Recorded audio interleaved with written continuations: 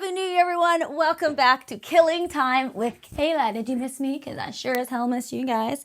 I do say Happy New Year lightly. I mean, we made it through 2024, but like barely, right? Like every time we get on the TikTok and you scroll through, you're seeing like a different sighting of a UFO. And of course, a certain orange individual is gearing up for his comeback in the White House. So I can't say I'm too optimistic about 2025, but fortunately, we've got this, we can talk about our fictional horrors to make the non-fictional horror seem a little more bearable.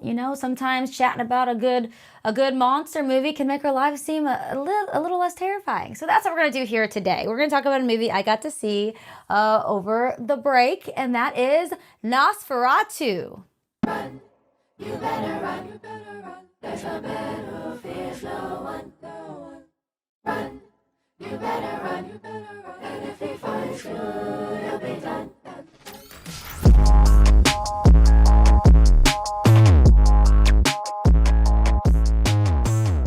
So the new Nosferatu dropped on Christmas Day. I saw it a couple of days later alongside Nicole Kidman's movie Baby Girl. I saw them both on the same day, about an hour apart. Started out with Baby Girl. Nicole Kidman, Harris Dickinson, the dad from Spy Kids.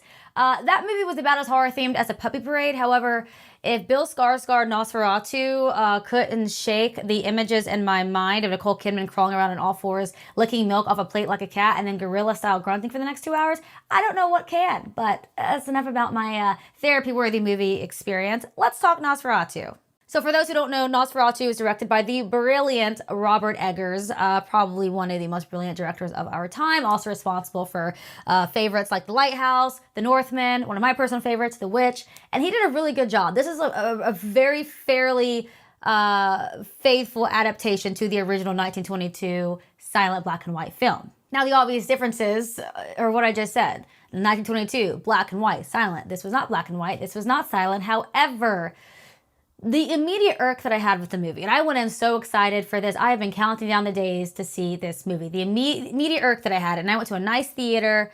I couldn't see half the time what was on the screen. It was in full color, but I couldn't tell that. I know the movie was intended to be a dark movie, but I don't know if my LASIK wasn't working or if it was a theater error, but based on reviews that I've read, it was a common issue across the board. You just couldn't really make out what was on the screen, which I think was a big reason as to why maybe we weren't as impressed or scared as we were supposed to be. Now, this film was longer, which allowed Eggers to dive deeper into the stories of the characters, which we saw quite a bit, especially in Lily Rose Depp's Ellen, and I'll get into that more here in just a minute. And the movie was gorier.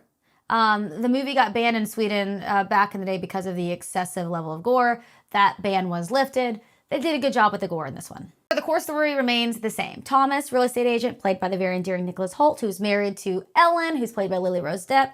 Again, real estate agent, he has to travel far away off into the countryside to deliver real estate papers to this mysterious client, which happens to be Count Orlok. And Count Orlok is already obsessed with his wife. Thomas had to leave his wife behind to go do this. All hell breaks loose. Very awkward and very terrifying experience for Thomas. But all the while, this is what led to the plague spreading through their hometown. Now, I mentioned earlier how Eggers' adaptation really allowed for more like character development or like deeper character story.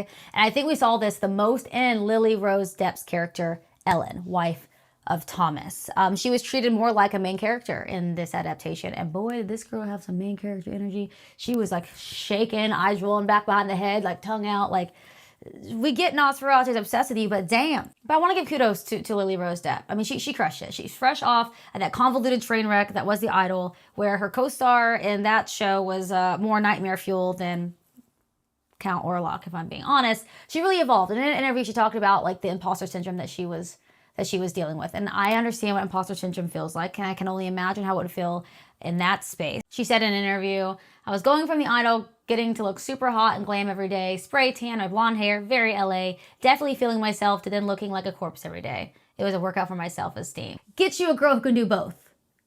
That's what Orlok did. I do hope her imposter syndrome vanished after she watched herself back on screen. I really do. I mean, she's had some roles on her belt, like we talked about, like The Idol. But 10 years ago, she was billed as girl clerk number 2 in Justin Long and Haley Joel Osment's The Tusk. So Lily Rose Depp, if you're watching this, I think you're well on your way. So I intentionally went into this movie without doing too much research and digging on how they are going to portray Bill Skarsgård as Nosferatu. I don't think they even gave us much indication, or we didn't really get to see exactly how they were going to make him look going into this. I thought because it's Bill Skarsgard, that they may have sexed him up a little bit. I would have broken off a piece of his Pennywise, but they didn't. They kept him nasty. Big difference. They did put a big old Ron Swanson on his upper lip, which is not how it was in the original movie. But what was so insane is that you could not tell me, you cannot convince me that underneath all of the prosthetics and the mustache and the makeup and the hair and the long ass fingernails, that was Bill Skarsgård. They did an absolute special effects team, deserves awards after awards, maybe some of the biggest awards from this movie. There was no way you could tell me that was Bill Skarsgård. But one thing that was Bill Skarsgård, and I had to Google this as soon as I left the movie, the voice. The voice was Bill Skarsgård all the time. And this just shows how brilliant of an actor he is, how professional he is, how much he takes his career seriously. He worked with an Icelandic opera singer to work on lowering his voice an octave or two. And no, this was an extremely impressive element to Bill's skill set as an actor. Like I love when I hear the actors go to that length to be able to create a character on screen. He did the work. But I just can't say I loved it. I don't know. I get like the whole like, it counts, you know, like it was just people complaining about how slow the movie was. I feel like a big reason why people had to complain about it being slow is because of how slow he talked. Like, I get it. You're old as fuck, but speed it up, Grandpa. What are you trying to say? Like, at any given moment, I thought he was going to pull out a handkerchief and cough up a lung. Also, huge Willem Dafoe fan. Huge. But I feel like he gave a really campy performance. He had a line. He's like, I've seen things in this world that would make Sir Isaac Newton crawl back into his mother's womb. I giggled. It made me laugh.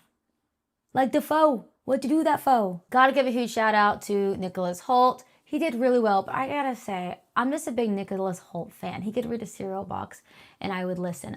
I can't tell if he was really majorly acting. Like, I think some of his best performance moments were like in the beginning when he went out to Count Orlok's castle home and went from like the super awkward immediate interactions to being able to switch up and like express complete terror. But I don't know. I don't know if he was acting at his strongest. Besides, I was shocked he didn't have a better handle on how to deal with Count Orlok because, as we all know, it's not the first time Nicholas Hoult has had a toxic relationship with a vampire. Adaption. Okay, obviously we're dealing with a little bit more than just narcissism here. Overall, enjoy the film.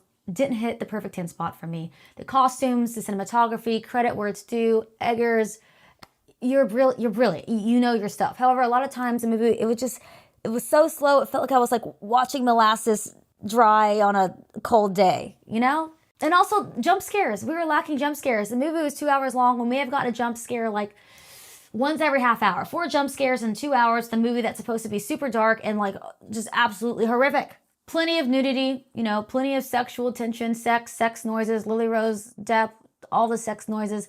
But it wasn't sexy. It was like awkward and uncomfortable. At the end of the day, the film delivers on darkness, gore, intensity. It gave us a story that we all know from the original Nosferatu. Love the costumes, love the cinematography. I love the cast. I'm not saying I loved all the performances, but I did really love the cast. It just wasn't quite like scary. It was like edging us the entire time. You know, it just didn't really quite get to finish. The film does remind us of one timeless truth with vampire lore. And that is, the vamp always gets the girl. And Count Orlok's distinct obsession also drives home the point that even after centuries, men lose their fucking minds over their crushes. But ladies, the point that I want all of you to take home is this one. That Count Orlok explicitly revealed to all of us, if he wanted to, he would.